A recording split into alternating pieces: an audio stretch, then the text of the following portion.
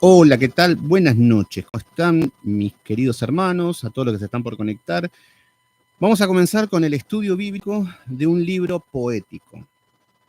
Vamos a estudiar todo el libro de Job. Para eso tenemos que entender qué tipo de libros están en las escrituras, porque muchas veces muchas personas te dicen, van a la Biblia, toman un fragmento, te lo ponen en la cara y te dicen, mira, acá tenés, y no tiene ningún contexto, no saben ni qué tipo de libro es, ni el capítulo de lo que está hablando, y lo interpretan a su manera. Los libros poéticos, como bien lo dicen, son poesías. Fíjense que no estamos hablando nada de otro mundo. ¿Qué significa poesía? Una poesía representa los sentimientos de una persona, lo que uno siente. Entonces, una persona, al ser sentimental, tenemos sentimientos y emociones. Entonces, el tema es que cómo expresamos esos sentimientos y esas emociones. Bueno, la poesía es un medio de expresar los sentimientos. Entonces, Lizzy Torres, Yoli Gallegos, Lou Martínez, Mec L, Cristina Torres, Aurora Echalas, ¿qué tal? ¿Cómo andan mis queridos hermanos? Gracias por conectarse, muchas mujeres en el grupo. Muy bien, gracias por conectarse a todos los que están ahí, que siempre, hoy estamos con este libro nuevo para nosotros. Entonces, ¿qué significa esto? Uno pasa con los sentimientos que uno tiene guardado y las emociones y cómo impactan las emociones para poder expresarlos. Entonces, a ver, yo siempre estoy denunciando a las iglesias que se dedican a los sentimientos y a las emociones. Mi hermano David Silva Donoso, ¿cómo estás, David? Gracias por estar ahí. Te iba a contestar, pero estaba con lo justo, estaba ocupado. Udelia Harrick, Dios te bendiga. Hoy entramos a un libro increíble. Fíjense que para preparar el tema del capítulo de hoy, me preparé como 5 capítulos. Estuve toda la tarde remoción, remarcando todo, me encanta. Así que va a ser un gran libro. Bueno, las emociones y los sentimientos, nosotros tenemos emociones y tenemos sentimientos. Milagros Gutiérrez, Dios te bendiga, gracias por estar ahí. Entonces, las emociones y los sentimientos no significa que lo tenemos que reprender.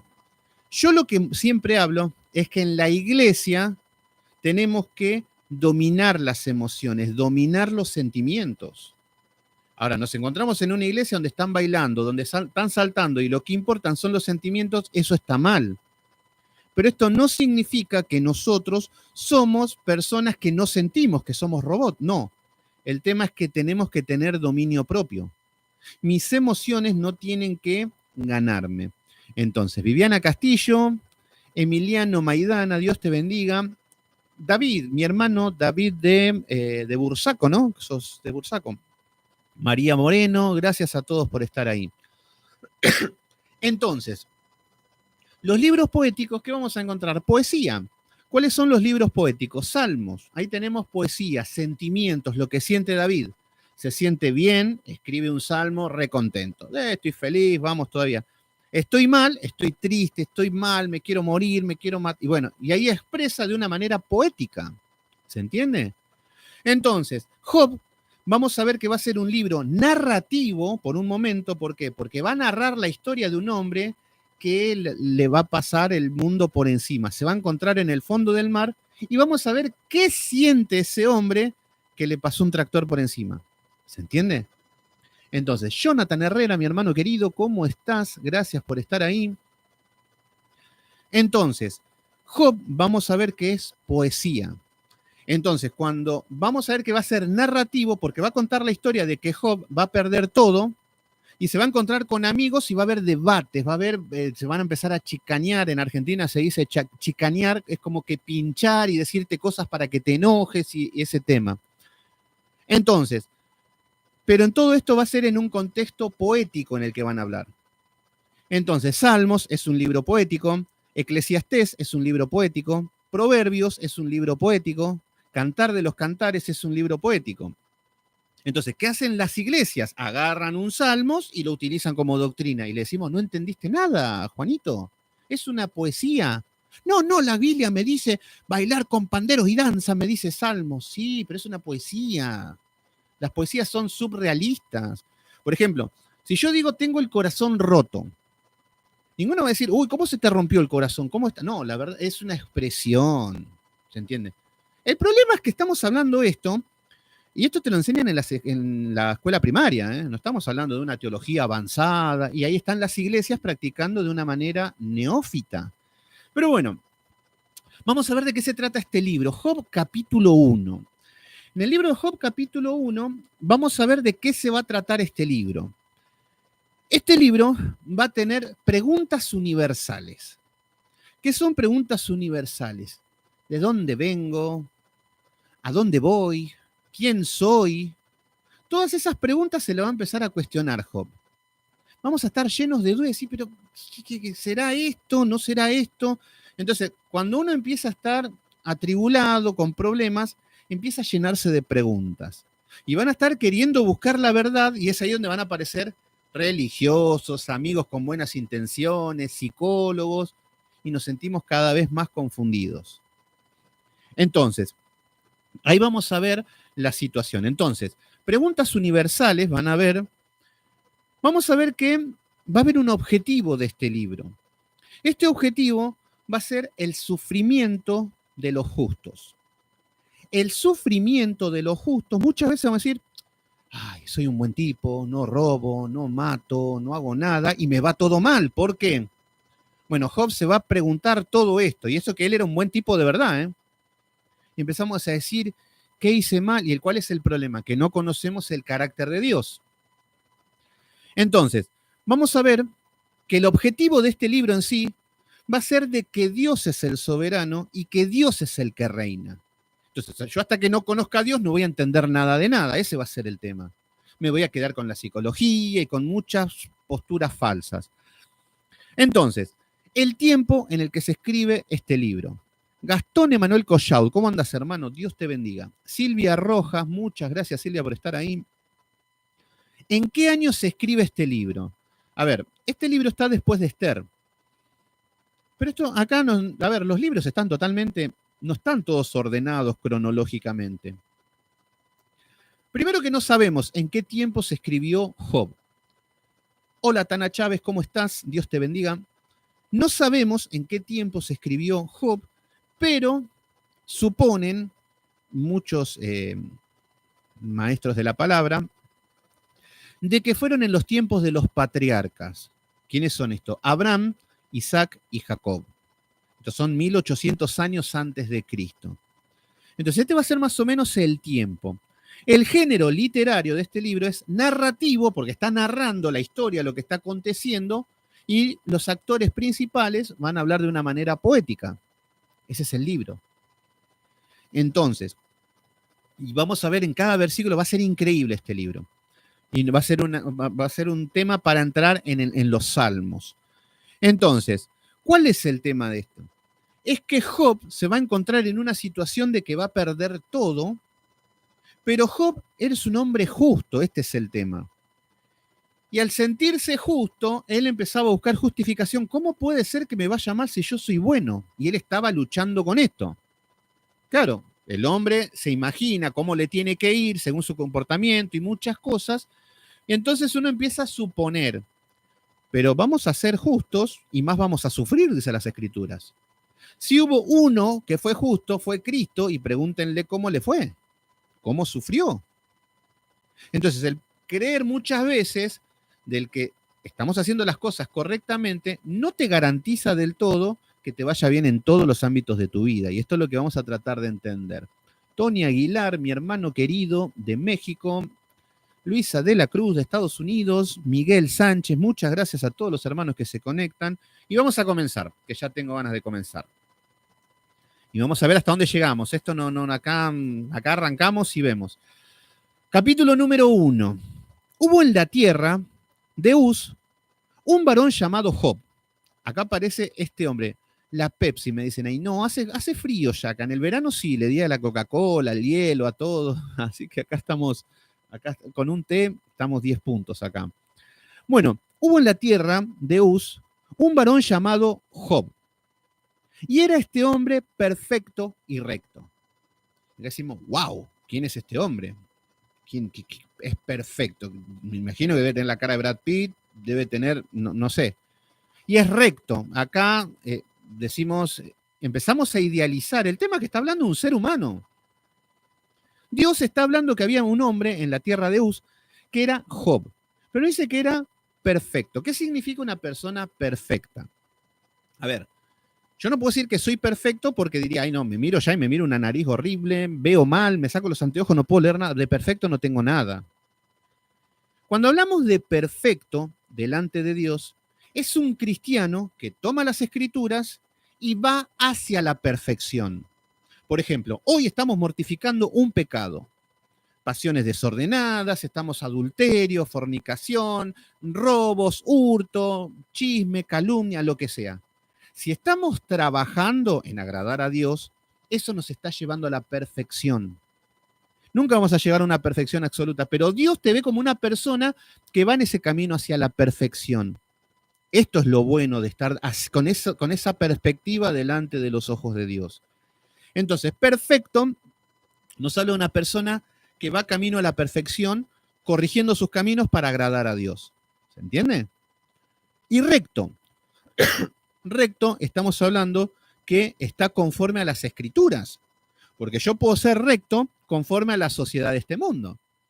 Entonces, si yo soy correcto y recto ante la sociedad de este mundo, voy a decir, bueno, el aborto es lo mejor que hay, porque es para disminuir la pobreza, para que... Buenísimo, estás en la filosofía de este mundo. Sos correcto, sí, sí, sí, no hay que discriminar a nadie, no hay que hablarle de la homosexualidad a las personas porque se ofenden. Sí, sí, todo bien, delante de la sociedad sos recto. El tema es que como hijos de Dios debemos denunciar el pecado, debemos advertir de las consecuencias del pecado y las consecuencias.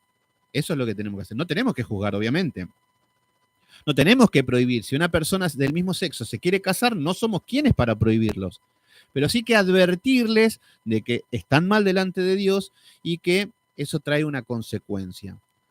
Roland Trujillo Ramírez, ¿cómo andás, mi hermano querido de Cuba? Muy bien, qué lindo ahí, Cuba. No hay cubano sin sabor, dijo Arjona, ¿no? O algo así. Esa canción me hace acordar a Cuba. Bueno, perfecto y recto. Entonces acá lo que está haciendo el Señor está identificando un hombre justo. Un hombre que sí, si el mismo Dios dice que era perfecto y recto. Y nos dice temeroso de Dios, ahí está el tema. Que él era perfecto y recto conforme a las escrituras. Aunque en este tiempo las escrituras vemos que no estaba en su completo, obviamente. Pero era temeroso de Dios y apartado del mal. Esto es lo que a Dios le agrada. El hombre temeroso de Dios. ¿Qué significa temeroso de Dios? Temeroso de Dios es decir, y esto no le agrada a Dios. Dios me ve en todas partes. Esto lo corrijo. Eso es ser temeroso de Dios. El que no es temeroso de Dios vive en Cancún, fuma por la oreja, hace todo lo que quiere y le importa tres pepinos si a Dios le agrada o no. Pero los hijos de Dios no, debemos agradar a Dios. No podemos andar en el pecado tan alegremente. Entonces acá vemos que Job tenía todas las características de ser un hombre de Dios. Versículo número 2. Y le nacieron 7 hijos y 3 hijas. Si empiezan a aparecer números, por ahí los podemos identificar con los símbolos de los números. Pero acá, más que entrar en el número 7 y en el número 3, el número 10 tiene un significado. El número 10 en las escrituras representan la responsabilidad del hombre. Por ejemplo, los 10 mandamientos, ahí tenemos la responsabilidad del hombre. Un juicio para Egipto, las 10 plagas. ¿Por qué cayó el juicio? Y porque no cumplían los 10 mandamientos. Entonces él le envió 10 plagas. Entonces el número 10 en las escrituras siempre va a representar lo que el hombre tiene como responsabilidad como hijo de Dios. ¿Se entiende? Entonces, si yo me hago llamar un hijo de Dios, tengo responsabilidades que me demanda el Señor. Esto nos representa el número 10. Entonces acá nos dice que le nacieron 7 hijos y 3 hijas, 10. ¿Qué significa esto? Esto lo que significa es que que Job, ya me voy a empezar a confundir, siempre me confundo, Elías con Eliseo, bueno, siempre me equivoco de varios, así que si ya dije Abraham en lugar de Job es porque ya la voy a decir varias veces, ya me conozco. Pero bueno, ustedes me entienden, estamos hablando de Job. Miguel Bausa, ¿cómo anda el pastor Miguel Bausa de Nueva York? Glady Hernández, muchas gracias por estar ahí. Bueno, el número 10 nos habla de los hijos. ¿Qué representa esto? Que como hombres tenemos responsabilidad sobre nuestros hijos. El número 10, yo no puedo decir, nada, bueno, mis hijos me salió borracho, drogadito, pero bueno, así son las cosas de la vida. No, si te salió así es porque algo no hicimos bien. Entonces, es mi responsabilidad instruir al niño, corregirlo en el temor de Dios. Te puede salir un anticristo tu hijo. A veces no depende de eso, pero vos tenés que cumplir con tu responsabilidad. ¿Se entiende? Entonces acá está diciendo, si el número 10 no aparece, nos aparece de que tenía 10 hijos, no habla de que Abraham tenía responsabilidad sobre sus hijos. Entonces, Jacobo Salmerón, Dios te bendiga, hermano, gracias por estar ahí. Creo que de México sos, ¿no? Oriel Núñez, muy bien, ahí de Panamá, muchas gracias, mi hermano Núñez. Oriel, nunca escuché ese nombre. Muy bien, gracias por estar ahí. Bueno, vamos a ver qué es lo que hizo Job. En el versículo número 2 nos dice que tenía 10 hijos. Para esto, en la época, tener hijos no es como ahora. Hoy es un objeto de burla tener 10 hijos. No hay televisión y hacen chistes, todas esas cosas. Te decía, tiene la familia Ingal. Bueno, está muy mal visto hoy tener muchos hijos. Pero en este tiempo, tener muchos hijos representaba una bendición. Representaba de que Dios estaba con ellos. Por eso Abraham, que estaba en el mismo tiempo, no podía tener hijos y era una vergüenza, era un hazmerreír. Las mujeres estériles en aquel tiempo eran totalmente despreciados y hasta se les decían que eran como mufa. ¿Qué significa mufa? Como que traían mala suerte esas personas. Por eso era el que la mujer estéril era de lo peor. Pero acá vemos que Job tenía 10 hijos, bendecido. Acá ya estamos viendo la bendición de Dios. Versículo número 3 nos dice que su hacienda era de 7.000 ovejas. Bueno, ya empezamos a ver que era rico. 7.000 ovejas era una cosa increíble porque esto era el sustento de la economía en aquella época. 3.000 camellos, esto ya era de millonario un camello, pero salía más caro un camello que 20 mujeres. Y es verdad, y mujeres lindas, no estoy hablando de... Entonces, vemos que tenía una hacienda de 7.000 ovejas, 3.000 camellos, 500 yuntas de bueyes, 500 asnas, muchísimos criados. Era millonario este hombre. Entonces, acá es donde estamos viendo, donde decimos, wow, ¿qué más puede pedir este tipo? Miren, Job, es perfecto, es recto, es temeroso de Dios, es apartado del mal, tiene 10 hijos, tiene 7.000 ovejas, tiene 3.000 camellos, 500 yuntas de bueyes, 500 asnas, muchísimos criados que todos le decían patrón, patroncito. Era un genio hasta el momento todo lo que estamos viendo. Y era aquel varón más grande que todos los orientales. Encima tenía fama. Era un hombre grande. ¿Qué significa un hombre grande? En las escrituras nos muestra que eran influyentes. Así como decimos los conductores de televisión, políticos, influencers, en ese tiempo eran los grandes. Grandes eran personas con autoridad, reyes, monarcas. Entonces eran personas que conocidas. Entonces, y acá decimos, este hombre tiene todo. Tiene hijos, tiene dinero, tiene criado, tiene respeto. La gente lo respetaba, decía Job, y si Job lo decía, era porque era una persona respetable. Entonces era un varón, dice, más grande que todos los de Oriente, o sea que era el número 1. No era el 2, el 3, no. De toda esa región era el más importante. Encima con buena fama.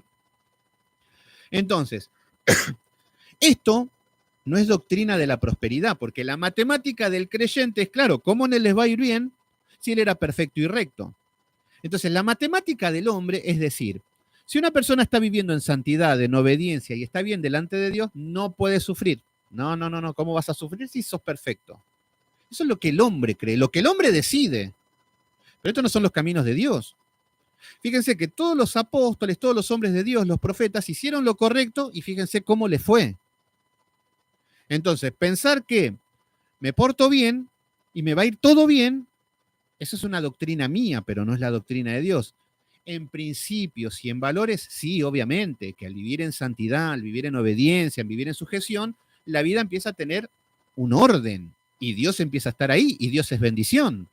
¿Se entiende?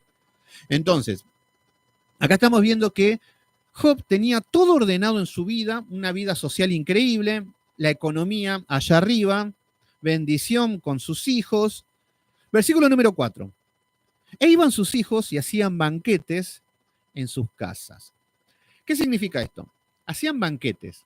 Un banquete no era cualquier cosa. Acá vemos que las personas adineradas hacían banquete. Entonces, sus hijos eran personas que, no digo que vivían de fiesta, pero sí que se daban una buena vida, una vida lujosa. Entonces, cada una en su día, y enviaban a llamar a sus 3 hermanas para que comiesen y bebiesen con ellos. Reunión familiar, acá estamos viendo que los hijos se reúnen, no hay problemas familiares, no se puede quejar, Job, la verdad que qué lindo. Sí, pero la que le espera, agárrense ahora. Bueno, hasta el momento vemos que tiene toda ordenada su vida, está bendecido por Dios, y esta es obviamente lo que tiene que ver con una vida ordenada, porque es temeroso de Dios. Versículo número 5. Y acontecía que habiendo pasado en turnos de día del convite, Job enviaba y los santificaba y se levantaba de mañana y ofrecía holocausto conforme al número de todos ellos. ¿Qué significa esto? Job los santificaba a los hijos, hacía holocausto. ¿Qué significa esto? Hacía sacrificios. Recuerden que en este tiempo no estaban los sacerdotes, no había ley ceremonial, no había nada, porque esto fue dado más adelante con Moisés. Y lo que hace es que él intercedía por sus hijos. Entonces acá estamos viendo que la responsabilidad de él era que sean hijos de Dios. Este hombre hasta era buen padre, y ya nos queremos morir, decimos, pero este hombre era perfecto, porque hasta sus hijos, fíjense que él hacía holocaustos, él hacía sacrificios para que sus hijos estén bien delante de Dios. Hacía todo correctamente. Nos dice que se levantaba de mañana, era un esforzado. Yo creo que si yo ganara un poquito bien, me levanto todos los días a las 12 del mediodía, porque claro, ¿para qué vamos a laburar si no, no hace falta? Bueno, este hombre se levantaba temprano a trabajar y a ofrecer sacrificios. Ofrecía holocausto conforme al número de todos ellos, porque decía Job, fíjense lo que pensaba Job. Quizás habrán pecado mis hijos y habrán blasfemado contra Dios en sus corazones. De esta manera hacía todos los días. Entonces Job pensaba, no, a ver si mis hijos están blasfemando, a ver si mis hijos se están rebelando contra Dios, entonces vamos a hacer sacrificios por cada uno de ellos. Un padre increíble, un hombre que se preocupa por sus hijos, se preocupa por Dios, tiene todo en su lugar, por eso estamos viendo un hombre recto, un hombre perfecto. Versículo número 6. Un día vinieron a presentarse delante de Jehová los hijos de Dios. Acá cambia la escena. Atento con esto. Estamos en un libro poético, pero hasta ahora está siendo narrativo, está contando una historia. Está contando género literario, narrativo está haciendo. Nos está contando la historia de que Job tenía asno, ovejas, hijos, esto. Ahora el escenario pasa de la tierra y ahora nos vamos al cielo. Esta es como que una cámara, ahora nos vamos al cielo. ¿Y qué es lo que está pasando en ese mismo momento en el cielo? Y acá vamos a ver las cosas espirituales como acontecen. Nos dice que un día vinieron a presentarse delante de Jehová los hijos de Dios. Acá estamos viendo que delante de Jehová estamos hablando del trono de Dios. Delante de Dios se van a presentar los hijos de Dios. Pero el tema es que los hijos de Dios no es lo mismo que los hijos de Dios en el Nuevo Testamento. Fíjense quiénes son los hijos de Dios. Nos dice que vinieron a presentarse delante de Jehová los hijos de Dios, entre los cuales también vino Satanás. Entonces acá estamos viendo que si Satanás está con ellos, obviamente que no son hijos de Dios como hoy los conocemos, de creyentes o seres humanos. No, eran demonios. Y esto es lo que representa, que en el Antiguo Testamento los hijos de Dios eran demonios. Y en el Nuevo Testamento los hijos de Dios son personas que son apartadas para la salvación. Entonces, cuando decimos, ¿y qué quiere decir esto? Y bueno, esto es lo que significa, por ejemplo, yo después de Cristo, después de haber aceptado a Cristo, me he convertido en un hijo de Dios. Por aceptar a Cristo, sus mandatos, mi rey, mi salvador, mi amo, pasamos a ser hijos de Dios. El tema es que yo antes de Cristo era un demonio. Por eso nos está mostrando de que los hijos de Dios antes de Cristo eran los demonios. Entonces acá lo que vemos es que nos está mostrando qué es lo que está aconteciendo en el cielo. Imagínense como si fuera, está el Señor en el trono y aparece Satanás y sus secuaces. Y el Señor nos dice que está con los querubines, con los serafines, con toda la gloria, con los ángeles, con toda la santidad. Y por otro lado tenemos toda la inmundicia, toda la mugre, todo el pecado de Satanás. Todo lo desagradable de Satanás y todos sus ángeles. Entonces, este es el contraste en el que se está presentando en el cielo. ¿Lo tenemos hasta ahí? Bueno, versículo número 7. Y dijo Jehová a Satanás, acá empieza un diálogo, género literario narrativo, está contando lo mismo, pero una secuencia espiritual, lo que pasa en el cielo. Dijo Jehová a Satanás, ¿de dónde vienes? Respondiendo Satanás a Jehová, dijo, de rodear la tierra y de andar por ella. Entonces, lo que está diciendo y lo que nos está mostrando, esto no es una charla que Dios quiere que quede escrito qué es lo que está pasando. No, quiere el Señor que entendamos qué es lo que pasaba en el cielo antes de Cristo. Y nos dice que Satanás venía de rodear la tierra, o sea que Satanás, y bueno, Pedro cuando dice que anda como león rugiente, es verdad. Entonces, acá nos está diciendo de que viene Satanás de pasear en la tierra y acá andamos haciendo maldades, ¿qué otra cosa podemos hacer? Bueno, ahí está delante de Dios. Ahora, en el versículo número 8 nos dice, y Jehová dijo a Satanás, escuchen este diálogo, toda la santidad, toda la deidad del Creador ante una criatura inmunda, sucia y pecadora. Entonces, Emilia Sosa, muy bien, gracias por estar ahí. Entonces, ahora nos dice que Jehová le dijo a Satanás, ¿no has considerado a mi siervo Job, que no hay otro como él en la tierra, varón perfecto y recto, y temeroso de Dios y apartado del mal? Bueno, acá estamos viendo de que Dios está confirmando lo mismo que dijo el escritor. El escritor dijo lo mismo, que era perfecto, recto, temeroso, apartado del mal. Pero ¿qué vemos acá? Acá vemos que Dios, orgulloso de su hijo, orgulloso y como diciendo, acá está mi hijo, ¿y qué te parece mi siervo Job?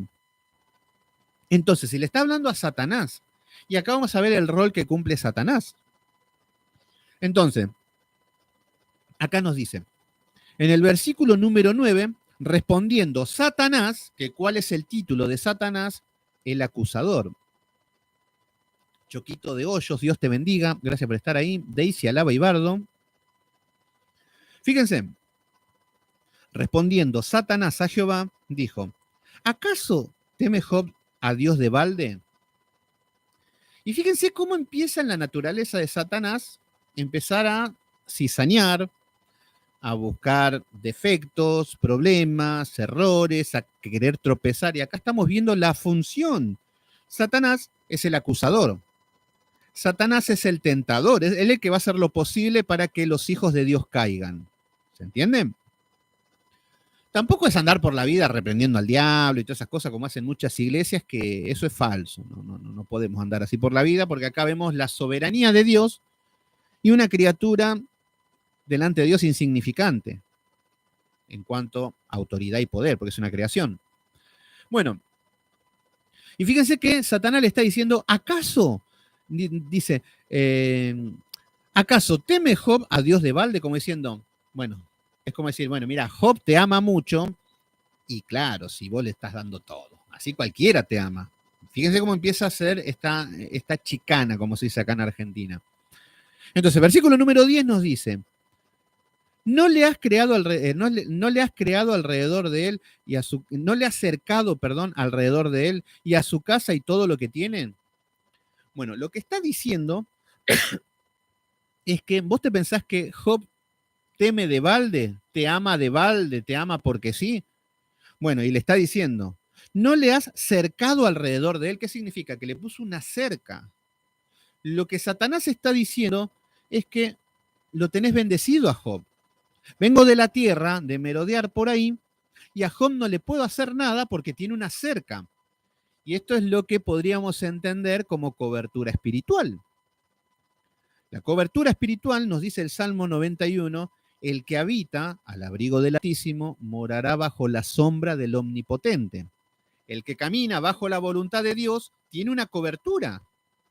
Si yo estoy caminando en obediencia a todo, Satanás no puede entrar a mi vida a hacer lo que quiera. Cuando estoy lejos de Dios, sí. Hola Paola Castro, Dios te bendiga, ¿cómo estás? Entonces, lo que está diciendo es que no le ha cercado alrededor de él. Esto es la cobertura. Y hoy aparece hombre y dice, yo tengo la cobertura sobre un pueblo. Sí, sí, sí. América está bajo mi cobertura. ¿Y quién te lo dice? Un hombre que está lleno de cirugía, la cara hinchada, parece una cara de goma. Y decimos, llegamos al colmo. Si este tiene la cobertura de una nación, bueno, eso es falso, eso se llama apostasía. Ese es el ego del hombre, de creer que tiene una autoridad, de que, claro, porque hay gente que se creen que los pastores, ya tengo una cobertura sobre una iglesia y claro, como yo los tengo bendecidos, Satanás no toca. ¿Qué? Pero no existís, pastorcete, no tenés nada de esas cosas, no existe. Lo que sí existe es la cobertura de Dios. ¿Se entiende? Por eso nosotros tenemos que estar en sujeción a Dios. Y los pastores también. Pero el pastor se creen que ellos son la sujeción y bueno, no quiero entrar en ese tema ahora. Pero bueno, Satanás le está diciendo, no le ha cercado alrededor de él y a su casa y a todo lo que tiene. O sea que la casa de Job, los hijos, los criados, todo lo que él tenía estaba bendecido. Y esto es lo que pasa cuando estamos bajo la voluntad de Dios. Pero cuando estamos lejos de la voluntad de Dios, vas a ver que te va todo mal en tu vida. Irma Martínez, Dios te bendiga. Y ya estamos hablando de una vida mal. Porque muchas veces podremos decir, bueno, tengo momentos malos, sí, todos pasamos pruebas, muchas tribulaciones, todo. Pero el problema es cuando llevas una vida de fracaso. Ahí es porque Dios no está. ¿Se entiende? Entonces, cuando estamos lejos de Dios,